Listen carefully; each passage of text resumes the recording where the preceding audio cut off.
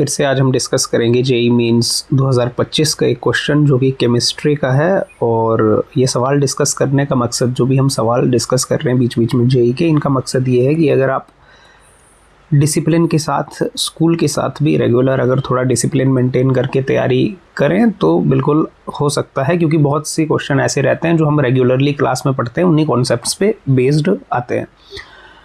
तो क्या क्वेश्चन है, quantitative analysis of an organic compound x shows following percentage composition. Quantitative analysis का मतलब है क्वांटिटी बेस्ड, जिससे क्वांटिटी का पता लगता है कि पर 100 ग्राम कितनी चीज़ दी हुई है, क्वांटिटी से रिलेटेड। ठीक है, percentage composition is given, carbon 14.5%, chlorine 64.46% and hydrogen 1.8%। अब ये परसेंटेज देखो, आपको 100 नहीं दी है पूरी, तो मैंने इसमें कुछ और भी है अभी। Empirical formula mass of the compound X is dash into 10 raised to power minus 1। तो हमें ये डैश की वैल्यू निकालनी है। Given molar masses in ग्राम पर मोल, कार्बन 12, हाइड्रोजन 1, ऑक्सीजन 16, क्लोरीन 35.5। तो देखो ऑक्सीजन भी है। अब ऑक्सीजन की परसेंटेज यहाँ पे दे नहीं रखी है, कार्बन की है, क्लोरीन की है, हाइड्रोजन की है, तो ऑक्सीजन की परसेंटेज भी हमें निकालनी पड़ेगी। इनफैक्ट ऑर्गेनिक कंपाउंड है, तो ऑर्गेनिक कंपाउंड्स में अगर कोई चीज़ मिसिंग है तो वो, जैसे कार्बन और हाइड्रोजन तो होता ही है उसमें, लेकिन अगर कोई चीज़ मिसिंग है तो हाई चांसेस हैं कि वो फिर ऑक्सीजन है। हालांकि यहाँ पे मोलर मास दिया है तो हमें यहाँ से हिंट लग गया। अब हम क्या करते हैं, सबसे पहले हम क्या करते हैं, ऑक्सीजन की परसेंटेज निकालते हैं। भाई ऑक्सीजन का जो परसेंटेज होगा, यहाँ पर ऑक्सीजन का परसेंटेज कितना होगा, 100 माइनस जो भी ये टोटल परसेंटेज है 14.5 प्लस 64.46 प्लस 1.8। ठीक है, तो इसको आप निकालोगे तो ऑक्सीजन की जो परसेंटेज है, ये वैल्यू कितनी आ जाती है, इसको हम क्विकली ऐड कर लेते हैं। और तो ये वैल्यू हमारे पास आ जा रही है 80.76, और इसको जैसे ही हम सब्ट्रैक्ट करेंगे तो ये कितना आ जाएगा हमारे पास, 19.24।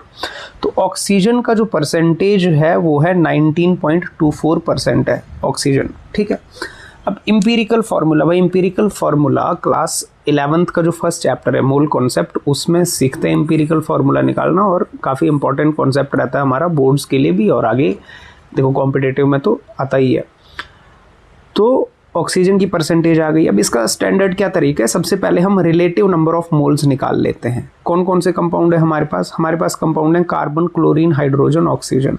तो यहाँ पर हमने लिख लिया, ये कंपाउंड्स को लिख दिया। एक है हमारे पास कार्बन, एक है हमारे पास क्लोरीन, एक है हमारे पास हाइड्रोजन, एक है ऑक्सीजन। ठीक है, इनके relative number of moles, relative number of moles माने mass divided by molar mass.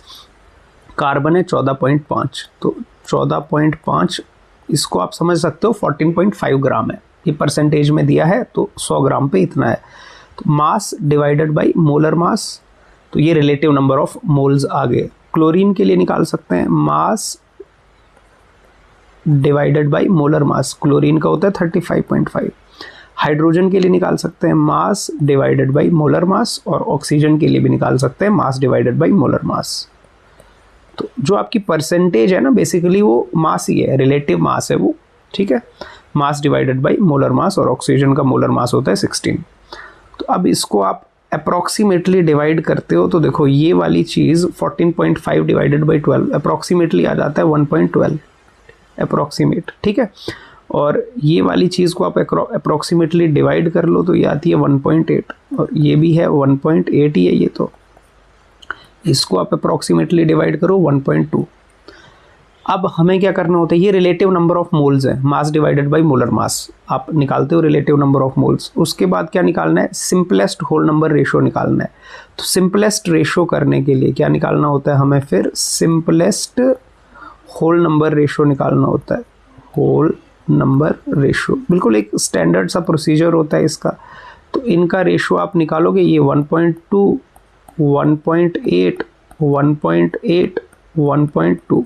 Whole number ratio करना है, सबको 1.2 से डिवाइड कर दो, 1, 1.5, 1.5, 1, 1.2 से डिवाइड कर देंगे ना सबको, तो ये आ गया हमारा रेशो। और इसको होल नंबर में कन्वर्ट करना है तो 2 से मल्टीप्लाई कर दो, 2, 3, 3, 2। तो ये आ गया सिंपलेस्ट होल नंबर रेशो। अब सिंपलेस्ट होल नंबर रेशो से एम्पिरिकल फॉर्मूला बन जाता है। तो आपका जो एम्पिरिकल फॉर्मूला है वो क्या निकल के आता है, कार्बन 2, जो भी ये रेशो में नंबर्स आते हैं इनको लगा देते हैं इनके साथ। कार्बन 2 है, क्लोरीन 3 है, हाइड्रोजन 3 है, ऑक्सीजन 3 है। अब आपको एम्पिरिकल फार्मूला मास निकालना है, तो अब आप निकालोगे एम्पिरिकल फार्मूले का मास। कार्बन 1 होता है 12, तो 2 हो गए तो 24। क्लोरीन 1 होता है 35.5, तो 3 है तो 3 से मल्टीप्लाई कर देंगे। हाइड्रोजन 3 आ गया, ऑक्सीजन 16, 3 ज़ा 48 है ना, 16। ऑक्सीजन 2 है, 3 नहीं है, सॉरी ये 2 है। तो ऑक्सीजन आ गया आपका 16 और 2 32। तो इसको आप ऐड कर देते हो, इसको आप ऐड करोगे तो ये आ जाएगा आपका 165.5, ठीक है। और आपको फिल इन द ब्लैंक्स के फॉर्म में भरना है। क्या दिया हुआ है, डैश इंटू 10 की पावर -1। तो आप इसको क्या कर लोगे, इस तरह से लिख दोगे 1655 इंटू 10 की पावर -1। तो फिल इन द ब्लैंक्स में आपका क्या आ जाएगा, ये 1655, ठीक है। तो ये इस तरह से एम्पिरिकल फार्मूले का एक क्वेश्चन आया था कि बेसिक हमारा एक प्रोसीजर है, उससे हम इसको कर सकते हैं। बस इसमें क्या होता है कि थोड़ा सा कैलकुलेशन, ये जो फर्स्ट चैप्टर होता है केमिस्ट्री का आपका, some basic concepts of chemistry या मोटे तौर पे मोल कंसेप्ट, ये इसीलिए होता है कि आपको फंडामेंटल्स की क्लैरिटी हो जाए और थोड़ी कैलकुलेशन आपकी अच्छी हो जाए, ठीक है। तो कैलकुलेशन ही मेन इसमें चेक होनी थी, बाकी तो नॉर्मल है।